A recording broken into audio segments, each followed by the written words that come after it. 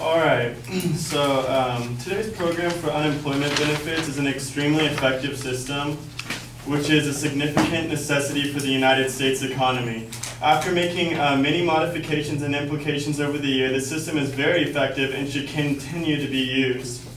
Unemployment compensations have two purposes. Number one, to provide temporary and partial wage replacement to involuntary unemployed workers who are recently employed, which is the obvious, which pretty much everyone knows about. And then number two, which some people don't realize, is to help stabilize the economy during recessions.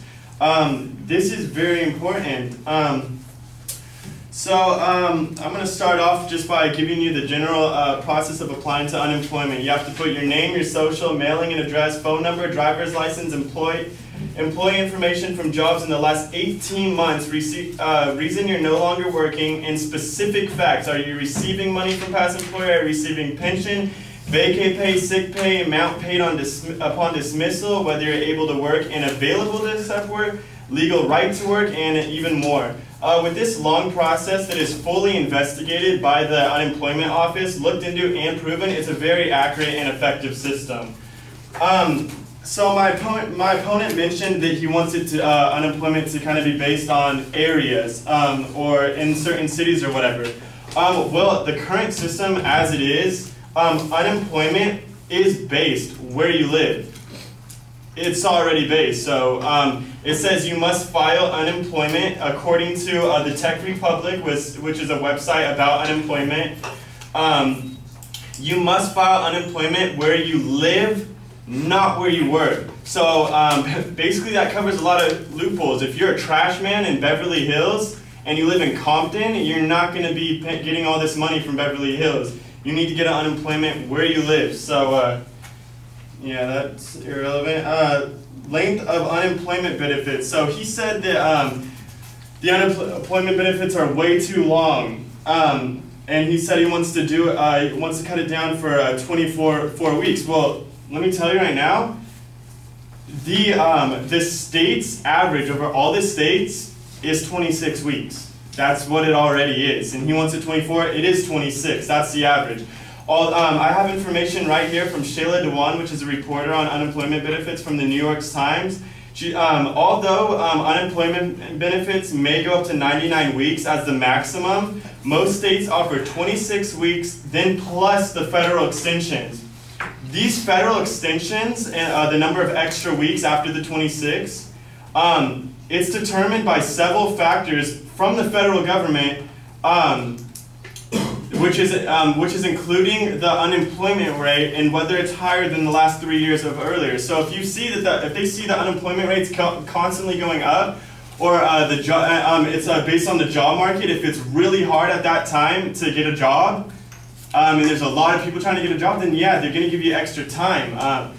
You guys are all college students, I know you know how hard it is to get a job, so it's not going to just fix overnight. So yeah, he's talking about the duration. It unmotivates you. I didn't hear a source on that. I don't know where you found any statistics about the correlation between unmotivating people on unemployment benefits. Many examples against that. Shayla Dewan also, she gave a little article supporting that. According to Hannah Shaw, according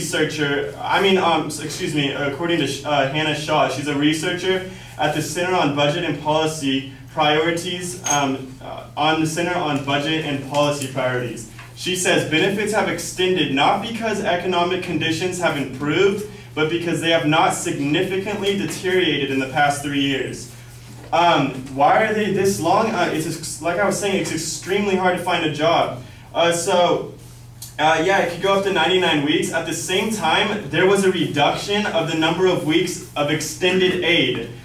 This effectively made it way more difficult for cells to qualify for the maximum aid. So since then, the jobless in 23 states, this is pretty much half the states, they've lost over 5 months worth of unemployment benefits. Why are they necessary? Just a quick example. Candace Faulkner, a 50-year-old lady living in Chicago, she received her last unemployment check after the full 2 years of unemployment. During that time, she went back to college, received a master's degree, applied to a countless number of jobs, and was still unable to get a job offer. Because it's so hard. This isn't a thing we're going to fix over the night. So yeah, you're going to need some time. They're saying it's too easy.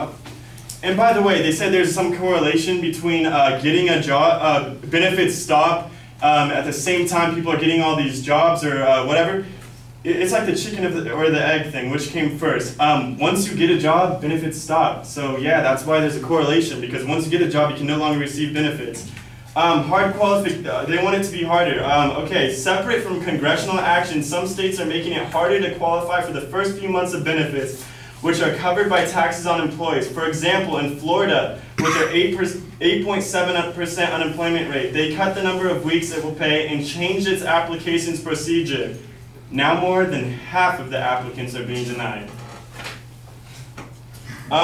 Continued eligibility. So you must file weekly or bi-weekly claims and respond to questions concerning your continued eligibility. You do have to report if you're right here. You must report, and this is the site Workforce Security.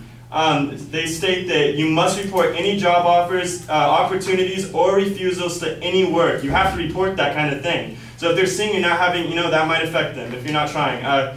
These claims are usually filed by mail or telephone. You also have to report to your local unemployment benefits insurance claims on the time scheduled. If you fail to do that on the time and date that they tell you to, then your benefits can be completely denied. And lastly, you guys want to change this little prison inmate thing? Who is in prison? Criminals. Are they going to follow the law? No. You cannot receive benefits if you're incarcerated, so the only way they'd be able to do that is by legal action. So no matter what law you pass, if they're illegal, they're illegal. Thank you very much.